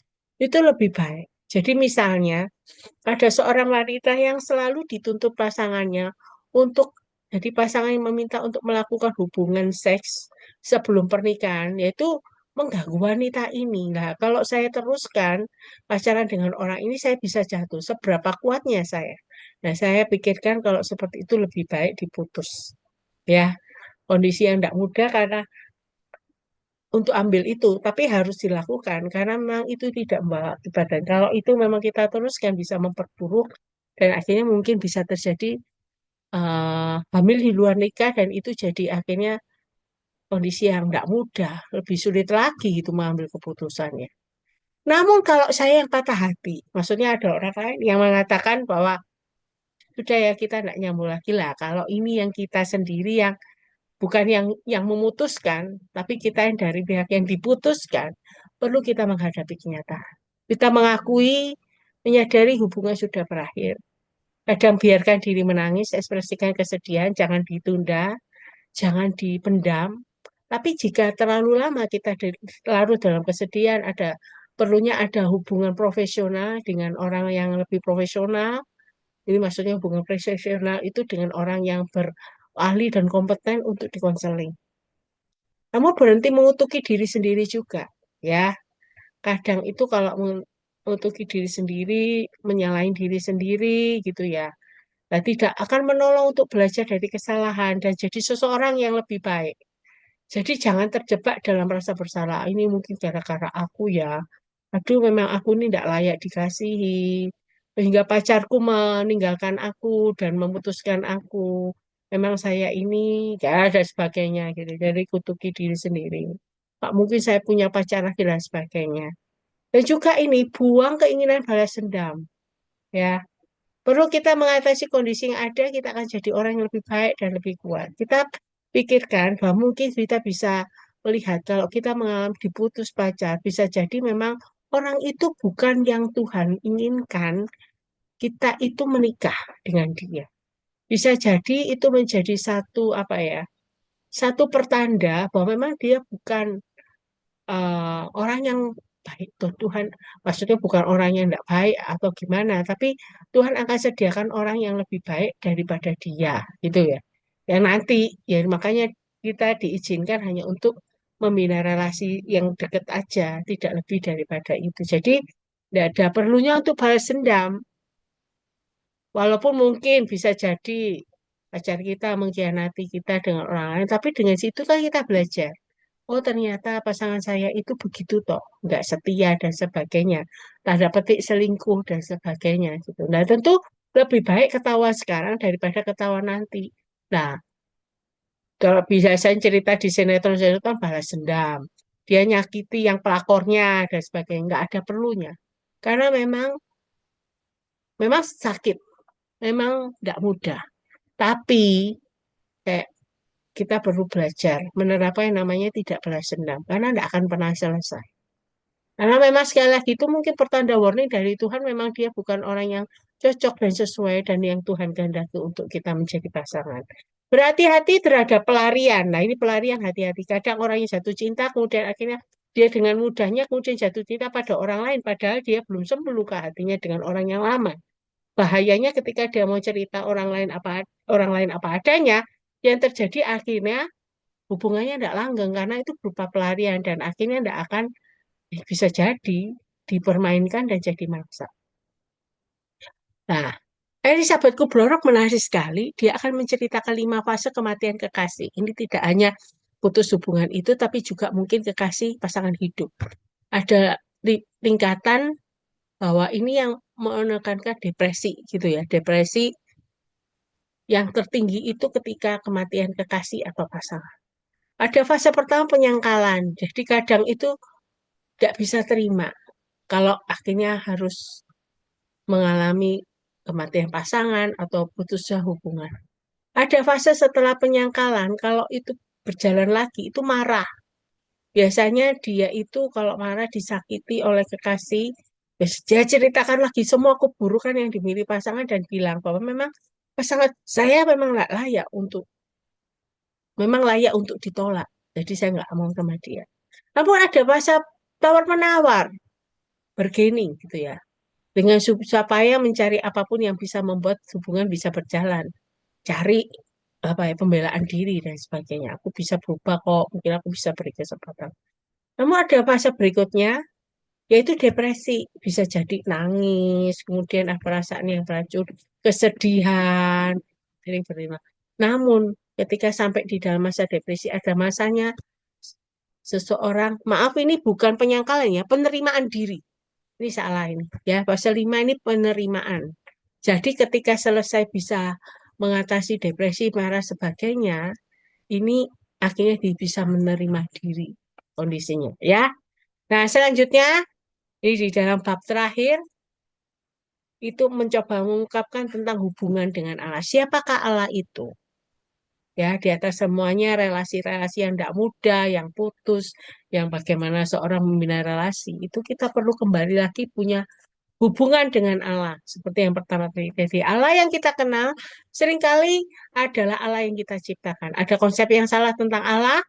Allah jadi wasit, jadi yang jangan sampai kita melakukan kesalahan, patokannya aturan, jadi jangan sampai dapat kena mukanya. Atau Allah kakek-kakek yang menganggap kita sebagai seorang anak yang selalu melindungi anaknya, sosok yang baik hati gitu ya, supaya kita terhindar dari kesukaran, sehingga akhirnya kita jadi anak yang childish dan akhirnya kita tidak bertumbuh. Tapi ala ilmuwan dikatakan gambaran Allah yang duduk di laboratorium sibuk dengan lakukan eksperimen sepertinya kita itu nggak ada nilainya ya. Hanya Allah yang seperti kita ini ada ya pokoknya ada dan diciptakan gitu aja. Nah, kemudian Allah pengawal yang mengharapkan tuh Allah ada ketika mereka butuhkan. Seperti Allah yang dampingi kita gitu ya seperti guide kita. Jadi kalau melindungi dari segala sakit dan penderitaan. Kadang ini anggapan-anggapan yang rasanya terjadi saat ini. Padahal Allah jauh lebih dari itu. Tidak ada analogi yang manusia bisa ceritakan tentang bagaimana akuratnya Allah itu. Namun satu karakter utama Allah, yaitu Allah itu kasih. Karena kasih itu sifat dasar dari esensi Allah. Kasih Allah yang boleh kita terima ketika Yesus mati buat kita eh, menanggung dosa-dosa kita, gitu ya, menebus kita dari susah, ya. Nah, kita tentunya tidak bisa mengasihi sampai kita mengalami kasih itu sendiri, dikasihi. Dan hanya Allah sebenarnya yang membuat kita mencapai keutuhan, bukan orang lain. Sekali lagi, semuanya dari Allah.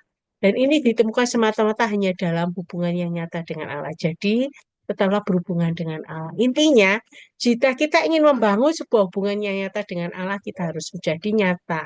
Artinya, mengakui siapa diri kita tahu bahwa kita orang berdosa, kita perlu bertobat dan perlunya kita itu membutuhkan Allah, mengakui Allah itu, dan kita mengakui bahwa kita butuh Allah dalam hidup kita, saya yakin percaya kita akan mengalami pertumbuhan.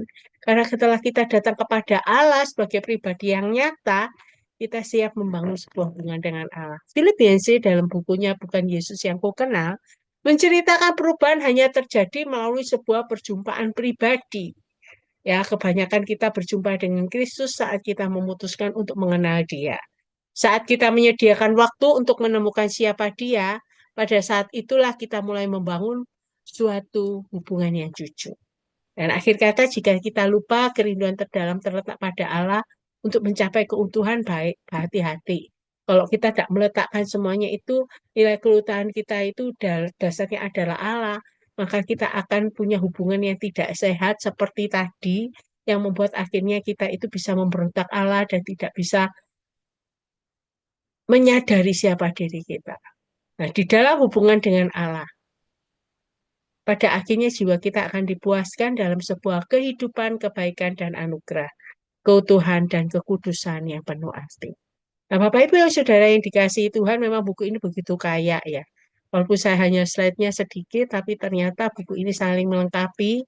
Tapi kiranya boleh jadi berkat buat kita semua untuk punya relasi yang indah bersama Tuhan. Tentunya relasi yang pertama yang menjadi utama adalah relasi kita, yang penting adalah relasi dengan Allah. Itu yang mendasari kita membuat menjadikan diri kita nyata di hadapan Tuhan, apa adanya, jujur kita dengan itu kita menjadi dasar ketika kita boleh melakukan relasi dengan orang lain dan sesama yang Tuhan tetapkan. Terima kasih, Tuhan memberkati. Nah, saya persiapkan kepada Bapak Ibu yang mungkin ingin memberikan pertanyaan atau memberikan masukan, saya persilahkan. Saya coba melihat chat yang ada. Mungkin kita tutup aja dulu dengan doa. Shalom. Hmm. Oke, setelah itu nanti kita sama-sama ada komunikasi ya, satu dengan yang